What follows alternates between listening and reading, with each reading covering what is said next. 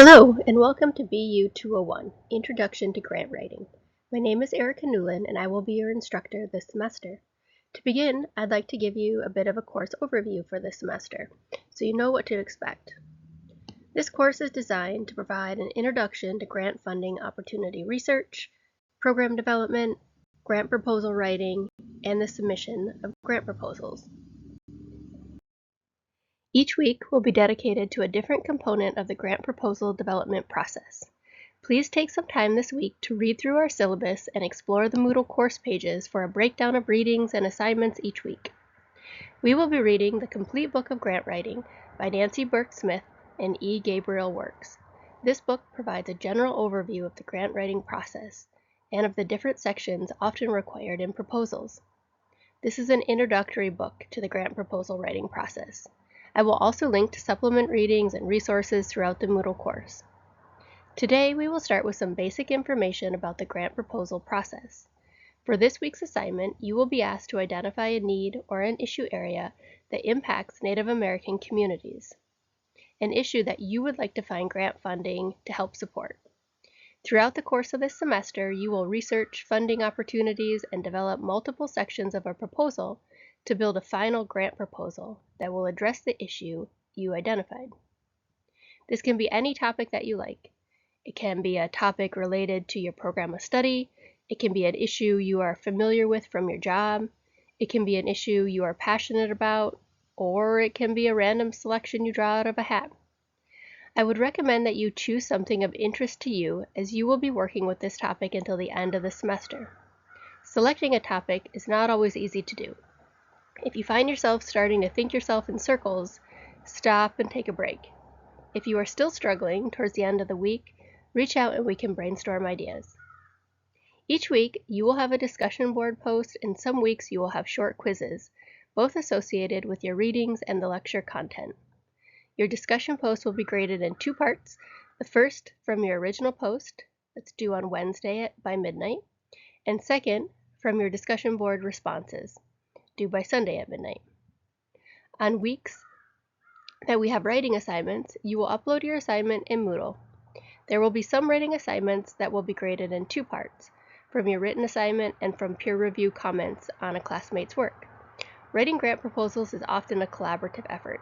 Before you submit any proposal, you will want to have at least one other person review your work to correct any spelling and grammatical errors, as well as to make sure you are conveying your point comprehensively and concisely. All writing, including grant proposal writing, is a process that will go through many revisions, so oftentimes the more eyes on your proposal, the better. This peer review component will help get you used to providing and receiving constructive feedback. Additional instructions on this process will be shared later this semester. So, what is a grant proposal?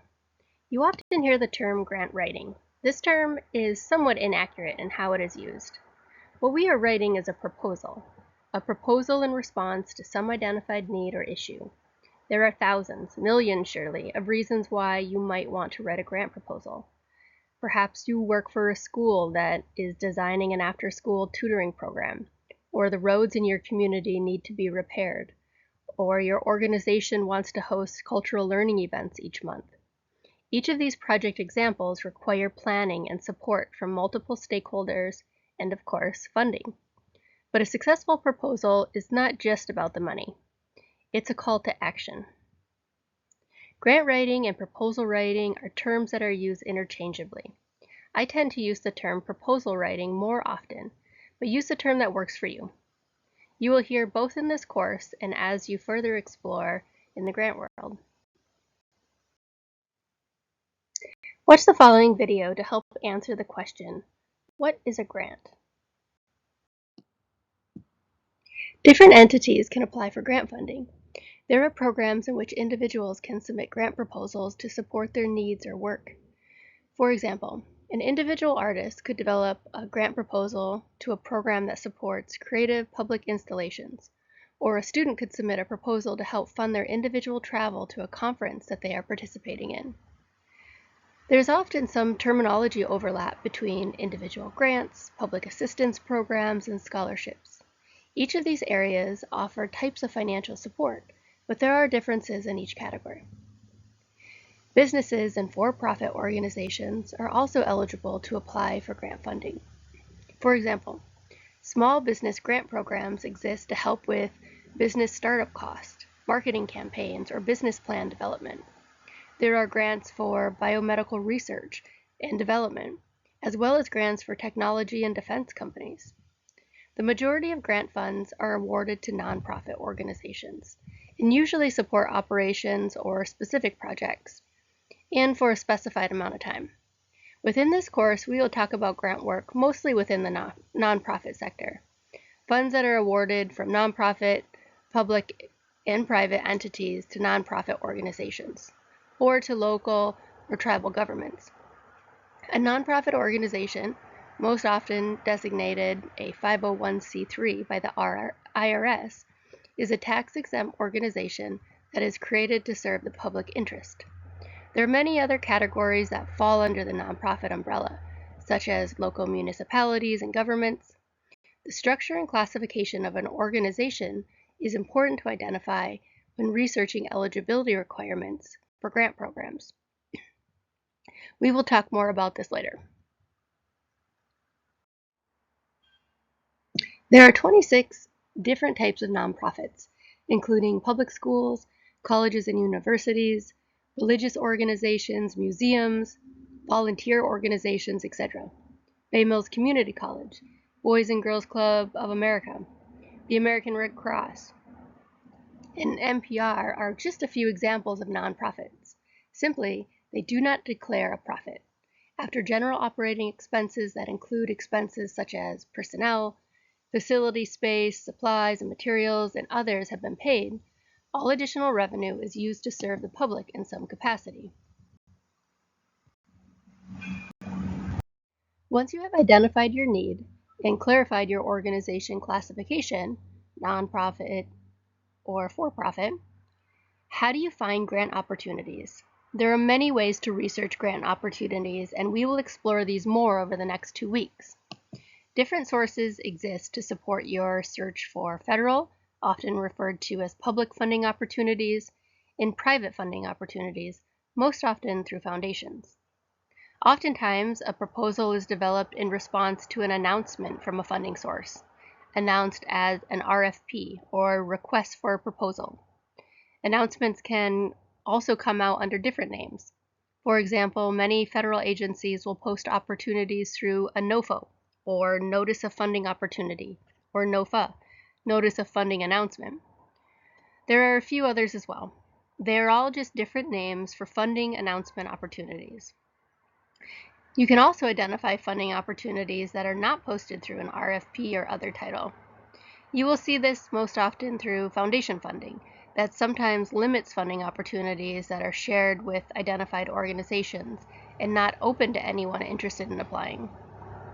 The request for a proposal or other funding announcement is essentially an invitation to submit a grant proposal. In the RFP, the funder will outline the guidelines to which they will accept proposals. Information found in the announcement may include the date proposals are due, entity eligibility, budget information, project period timelines, how proposals are to be submitted, formatting requirements, and other information. Some grant programs will have specific due dates, while others may have an open application timeline. It's important to identify the due date to ensure that you have enough time to develop a full proposal and to establish a timeline to complete your proposal. The RFP or funding announcement will also clarify who is eligible to apply. Eligibility is often limited to nonprofit organizations and can be further limited. For example, some grant programs may only be open to K-12 schools, tribal governments, or public municipalities. Check this section of the announcement right away so you do not waste your time preparing a proposal that you are not eligible for.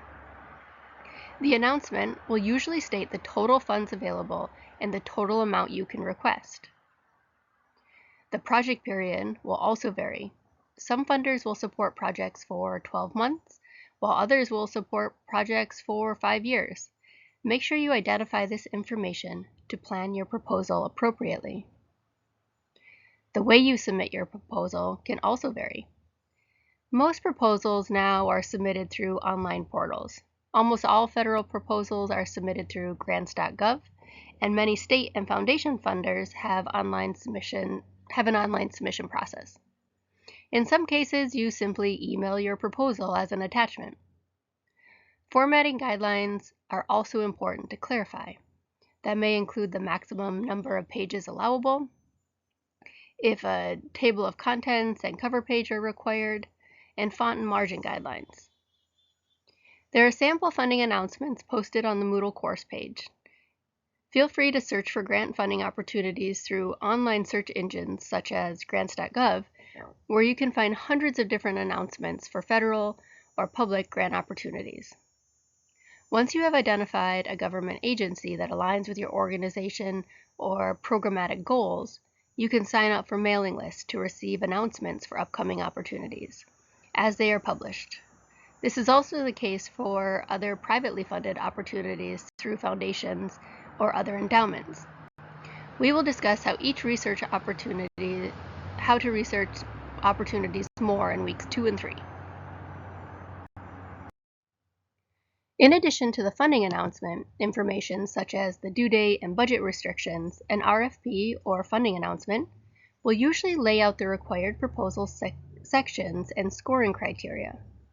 Proposal components will vary depending upon the funder and the size of the grant, but there are common sections of most proposals that include an executive summary, which is a brief summary of your organization and what the project hopes to accomplish, the purpose, often included as the need statement or statement of needs, a project description, the section that will describe the goals and objectives of your proposal, what you want to accomplish, a work plan, structured to include a timeline that helps describe the activities that will take place, and by whom, and finally, the budget and budget narrative, or budget justification.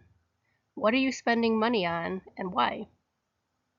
Funding announcements may also describe additional proposal requirements such as an evaluation plan.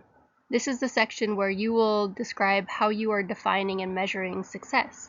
We will talk more about this section towards the end of the semester. Organization information.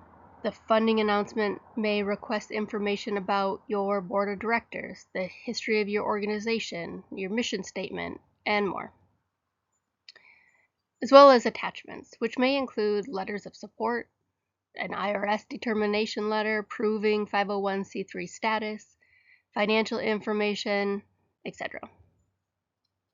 Different funding opportunities will require different sections, so each grant proposal will look a bit different. There are many important details to consider when developing a grant proposal, and we will talk about these more as we move through our writing assignments. As you progress through this course, try to keep in mind the following tips. Know your audience.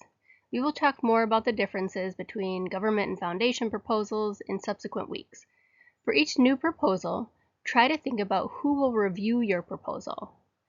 Is this a panel of content experts or the board of a foundation? Knowing who you are writing to helps tailor your language appropriately. Know your deadline and always meet it. If you try submitting a proposal late, it will most likely not be reviewed. Simple as that. Follow the instructions on the funding announcement very closely.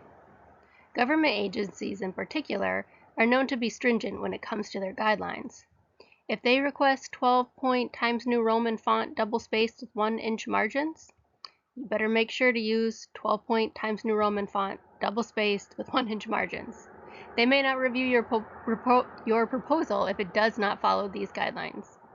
This is an easy way for agencies to toss out proposals right off the bat.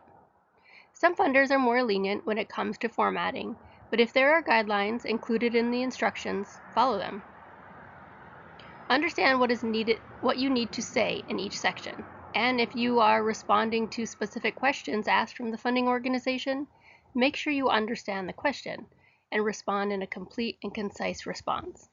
Some applications will have word or even character limits, in which case you will need to make the greatest impact in as few words as possible. Today, almost all grant proposals will be submitted electronically by email or an online portal. Generally speaking, do not use jargon. Jargon is using words or expressions that are used by a particular profession or a group that are difficult for others to understand. For example, if your proposed project will partner with another organization, spell out the name of the other organization, as opposed to just the abbreviation. Don't make the proposal reviewer have to look up information or go back to prior pages of your proposal to find a name. From my own experience, this can be difficult and frustrating to read. Again, for this week's assignment, you will identify a need or an issue that impacts Native American communities that you would like to find grant funding to help support. Throughout the course of this semester, you will develop multiple sections of a proposal to build a final proposal that will address the issue you have identified. Your topic can be related to your course of study, it can be an area of interest, or a real need you have identified within your community. Be sure to choose something you are passionate about so you don't lose interest by the end of the semester. Also try to narrow your topic. This will be helpful when we get into writing assignments. For example, if you want to focus on sustainability initiatives in your community, try to pare this down to one or two specific ideas. It could be the purchase and implementation of solar panels for the tribal office, or a youth education program about composting waste. Broad ideas are wonderful, but they can be difficult to transition into a grant proposal. If you get stuck, send me a message and we can work through your ideas.